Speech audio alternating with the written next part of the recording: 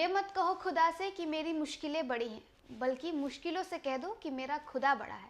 नमस्कार, आप देख रहे हैं न्यूज़ फॉर नेशन और मैं स्वाति पांडे आपके साथ। ये पंक्तियाँ आपको तब याद आ जाएगी जब हम आपको भागलपुर के पिंकी रिक्शा वाली की कहानी सुनाने जाएंगे। दरअसल भागलपुर की पिंकी रिक्शा वाली जो कि मुश्किलों से डटकर सामना किया उन्होंने और अपने बच्चों को डॉक्टर और इंजीनियर बनाने के लिए ई रिक्शा का हैंडल्स पकड़ लिया है। आपको बताया कि बिहार के सिर्फ लड़के ही नहीं बल्कि बहू और बेटियां भी अब आत्मनिर्भर बन रही हैं और अपने पैरों पर खड़ा होकर दिखा रही हैं। ये मत कहो खुदा से मेरी मुश्किलें बड़ी हैं, इन मुश्किलों से कह दो मेरा खुदा बड़ा है। ई रिक्शा पर बैठी एक सवारी ने इन पंक्तियों को उस समय गुनगुना दिया जब उन्होंने इसका हैंडल एक महिला को संभाले देखा। ई रिक्शा चालक महिला को देख लगभग सभी यात्री एक पल के लिए उसकी हिम्मत को सराहने लगते हैं। सुल्तानगंज प्रखंड अंतर्गत बाथ थाना क्षेत्र के नया गांव पंचायत स्थित उत्तर टोला उच्चा गांव निवासी मजदूर अमरजीत शर्मा की 30 वर्षीय पत्नी पिंकी देवी घर से ई रिक्शा लेकर निकलती हैं और पूरे दिन मेहनत और ईमानदारी के दम पर धन अर्जित करती हैं। आत्मनिर्भर पिंकी महिलाओं के लिए प्रेरणा की स्रोत है। पिंकी ने बातचीत के क्रम में अपनी स्थिति साझा करते हुए कितने दिनों से ये टोटो चला रही हैं? 3 महीना से। 3 महीना। क्यों चला रही हैं? क्यों, वही सब्जी देने के जाने में दिक्कत हो रहा, दूसरे को लिहोरा करना पड़ता था। जी। तो हम सोचे अपने से चला के क्यों न जाएंगे, दूसरे को लिहोरा करेंगे। तो आप क्यों चला रहे? आपके पति क्यों नहीं चला रहे? मेरा पति यहाँ पे छोड़ के चला गया, यहाँ पे नहीं काम चल रहा था, नहीं चला गाड़ी उतना, तो इसीलिए छोड़ के चला गया। तो क्यों, क्या लगता है आपके घर में कर्ज है या क्या है? हाँ, पूरा कर्ज है, नहीं यहाँ चुकता हो रहा है, उसीलिए गया। इसीलिए क्या आप काम कर रहे हैं? हाँ। तो क्या आपके बच्चे क्या कर रहे हैं? बच्चा अभी पढ़ाई कर रहा है। कितने बच्चे हैं? 4 गो। 4 बच्चे का परवरिश कौन करते हैं? हम कर रहे हैं। किससे? टोटो चला के। टोटो में कितना आमद हो जाता है? कितना 200, 300, 400 यही होता है। तो इसमें आपके सारे बच्चे का भरण पोषण हो पाता है? कम हो रहा है, हम सोच रहे हैं और आगे होगा तो और बढ़िया से चलेगा। आप बच्चे को क्या बनाना चाहते हैं? एगो बच्चा को, लड़की को नर्स बनाना चाहते हैं और टीचर बनाना चाहते हैं। तो अगर सरकार के द्वारा सहायता मिला तो हम बनाएंगे और कोशिश अपना दम पे लगाएंगे। जी।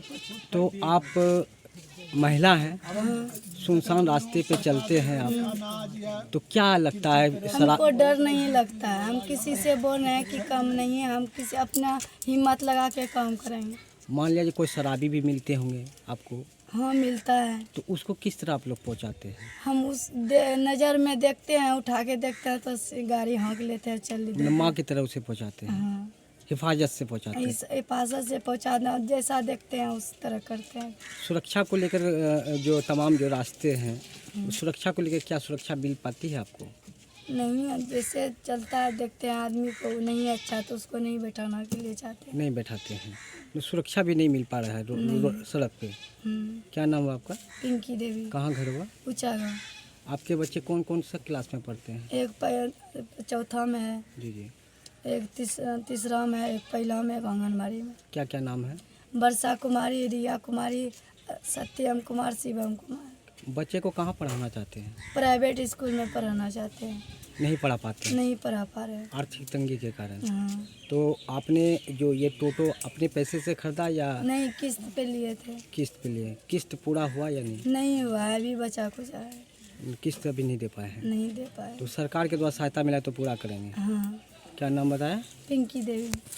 अपनी स्थिति साझा करते हुए मीडिया कर्मियों को बताया कि वो मुंगेर जिला के असरगंज थाना अंतर्गत ममई गांव की रहने वाली हैं। 4 भाई बहन में सबसे बड़ी हैं और वो पढ़ लिखकर कुछ बनना चाहती थी, लेकिन उसके पिता सुरेन शर्मा की आर्थिक स्थिति ठीक नहीं रहने के कारण 8वीं तक ही पढ़ाई कर सकी। वर्ष 2010 में उनकी शादी उच्चा गांव में सुबोध शर्मा के पुत्र अमरजीत से हो गई।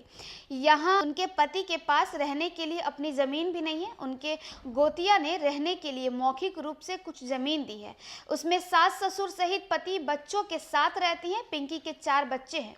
आपको बताया इनमें 2 पुत्री 10 वर्ष की वर्षा और 7 वर्ष की रिया व 2 पुत्र 5 वर्ष का शिवम और 3 वर्ष का सत्यम है जो हो जाती है। और आपको बताते चले कि 4 बच्चों की मां पिंकी ने बच्चों को बेहतर शिक्षा और घर की आर्थिक स्थिति मजबूत करने के लिए संकल्प लिया है। सब्जी बेचकर उन्होंने ई रिक्शा खरीदा और अब सवारी बिठाकर प्रतिदिन 500 से 800 रुपए कमाती हैं।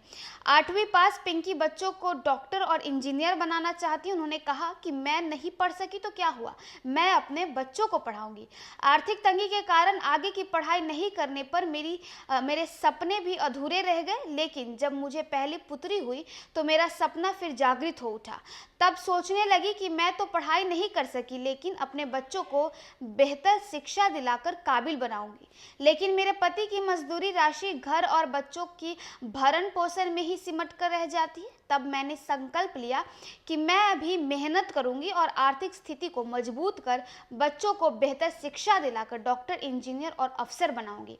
तब 7 वर्ष से करहिया, असरगंज और लखनपुर हाट में सब्जी बेचने लगी और थोड़ा थोड़ा कर राशि जमा कर रही हूँ। पति भी दिल्ली में फर्नीचर का काम करते हैं। बीते वर्ष लॉकडाउन में हम दोनों के जमा पूंजी से एक ई रिक्शा निकलवाया हूँ, जिसे मैं प्रतिदिन चलाकर कभी सवारी बिठाकर तो कभी सब्जी ठोक कर हर दिन 500 से 800 रुपए कमा लेती हूँ। फिलहाल तो अपने 3 बच्चों को सरकारी स्कूल भेजती हूँ, लेकिन प्राइवेट ट्यूशन भी पढ़ने भेज रही हूँ। साथ ही बोली, अगर सरकार भी मुझे कुछ आर्थिक सहयोग करे तो बच्चों के पठन पाठन और बेहतर सुविधा मुहैया कराने में सफल कर पाऊंगी।